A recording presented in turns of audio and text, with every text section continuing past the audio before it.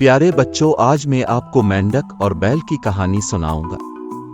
एक दिन एक छोटा मेंढक एक बड़े मेंढक के पास आया जो तालाब के किनारे बैठा था। छोटा मेंढक बहुत पुरजोश नजर आ रहा था।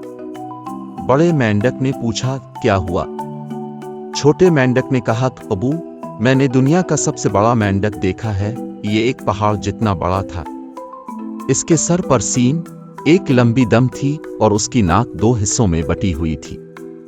हाथ बड़े मेंढक ने कहा, तुमने किसानों के बैल देखे होंगे, लेकिन बड़ा मेंढक ये मानने को तैयार नहीं था कि बैल इससे बड़ा है। तो उसने कहा, लेकिन मुझे नहीं लगता कि ये मुझसे बड़ा है।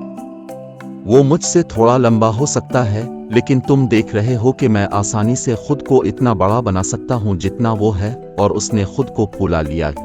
वो इस जैसा बड़ा था। छोटे मेंढक ने कहा, वो इससे बहुत बड़ा था। फिर बड़े मेंढक ने फिर से खुद को झंझोड़ा और दोबारा से खुद को थोड़ा ज्यादा फूला और पूछा, क्या वो इतना बड़ा था? छोटे मेंढक ने कहा, अब से बहुत बड़ा था। बड़े मेंढक ने कहा, रुको और मैं तुम्हें दिखाता हूं।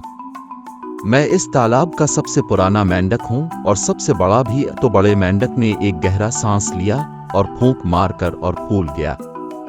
छोटे मेंढक ने कहा, अब्बा जान, मुझे लगता है अब खुद को नुकसान पहुंचाने जा रहे हैं। लेकिन बड़ा मेंढक गुरूर में आ गया और वो खुद को और फूलता चला गया। वो खुद को इतना फूंकता और फूंकता रहा और आखिरकार वो फट गया। बड़ा मेंढक अपनी जान से हाथ धो बैठा, सिर्फ इसलिए कि वो अपने गुरूर को छोड़ने के लिए तैयार नहीं था।